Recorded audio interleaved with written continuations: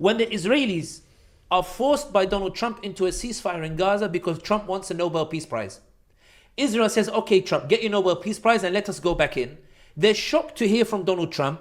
I spoke with Erdogan and he says that he can send in troops to keep the peace in Gaza as a member of the NATO force.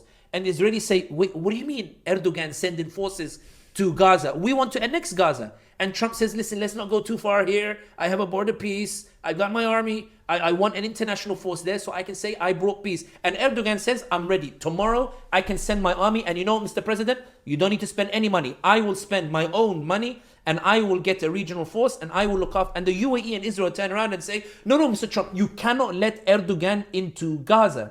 When Hezbollah, Israel is bombing Hezbollah in Lebanon, Erdogan goes to Donald Trump and says to him, I can send in forces into southern Lebanon and I can keep the peace for you there.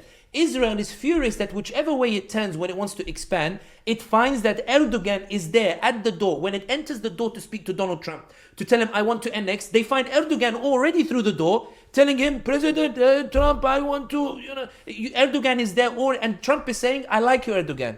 What do you need? No problem. I'll withdraw all US forces from Syria, and I will trust Turkish forces to look after Syria. And the Israelis are going mad in that regard.